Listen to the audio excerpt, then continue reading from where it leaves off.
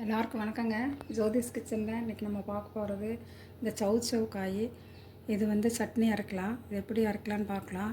முதல்ல இந்த காய் எடுத்து நல்லா அதை மேல் தோலெல்லாம் சீவி எடுத்துக்கலாம்.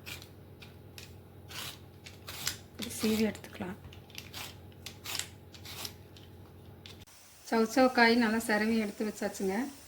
அதுக்கு தேவையான பொருள் வந்து மல்லித்தழை எடுத்திருக்கேன், பச்சை மிளகா, புளி கொஞ்சமாக, கருவேப்பிலை, சின்ன வெங்காயம், பூண்டு, இதெல்லாமே நம்ம நல்லா வதக்கிட்டு வந்துடலாம். காயில் வதக்கலாங்க. எண்ணெய் ஊற்றிக்கலாம். பச்சை மிளகா, பூண்டு, சின்ன வெங்காயங்க போட்டு, சின்ன வெங்காயம் வந்து போடும்போது நல்லா ருசியாக இருக்குது சட்னி.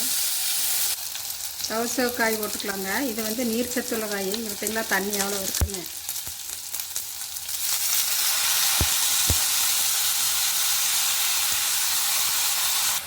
ஒரு 2 நிமிஷம் மூடி வச்சிடலாங்க. காய் வேகிட்டு. காய் நல்லா வதங்கிடுச்சுங்க. மல்லித்தழை போட்டுக்கலாம். மல்லித்தழை, கருவேப்பிலை, கொஞ்சமாக புளி.